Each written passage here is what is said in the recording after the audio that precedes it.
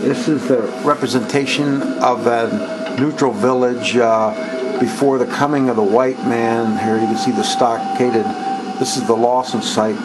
It's located on a river there. You can see here we have the Jesuit priest there coming in to meet these neutral Indians. They were called neutrals because they were in between the Huron and the Iroquois, who were supposedly at war during this period. Yeah. So, and here you can just see the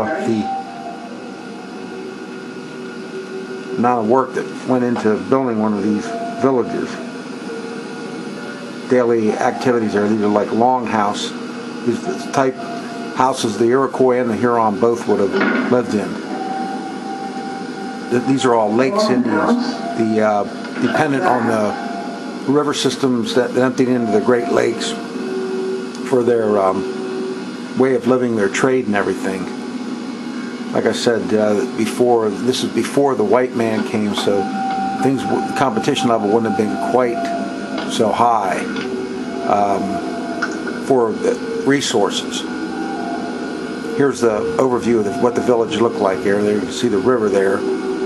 That river would empty into the Great Lakes, I believe Lake Erie, somewhere near Lake Erie.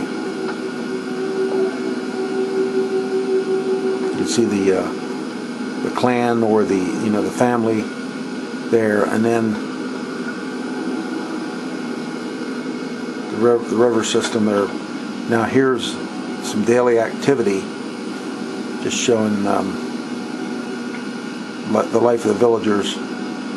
Notice the corn agriculture. Here you have a basic long house, showing the work that goes into the construction of one of these. Requires a lot of timber. They say that they went through an awful lot of forest land. And see the post holes there.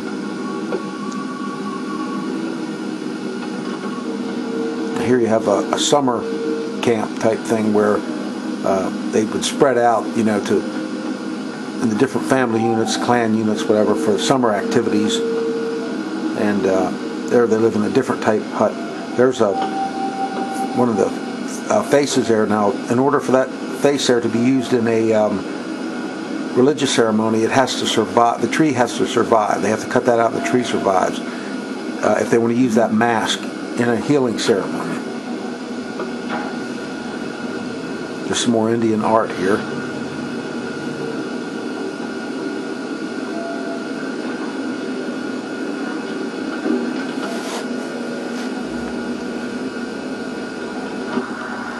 Now we're going outside into the 1-to-1 scale village area. You can just see the fence boundaries there, the way they were made.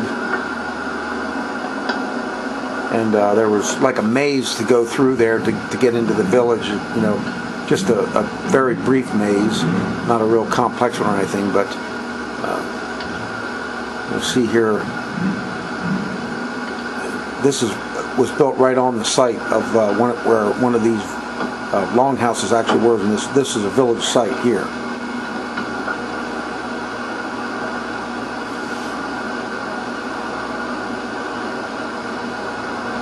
There's the longhouse there. There's the boundaries for some other ones. Now up here is we're looking up over the river. You can see very briefly. You can see the river off to the left there. Now there'll be a sign coming up here shortly explaining. You can put the video on pause and then you can read the sign. But this is the Lawson site, the prehistoric Erie village. Neutral.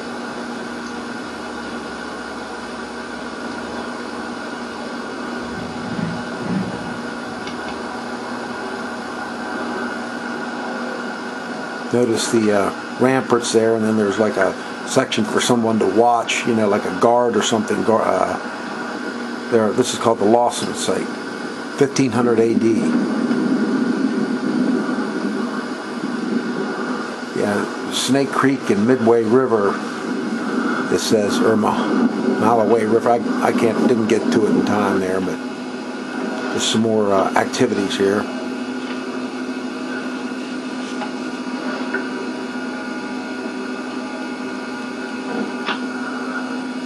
A lot of these women were queens at the village they ran. A lot of these villages, some of these societies were matrilineal.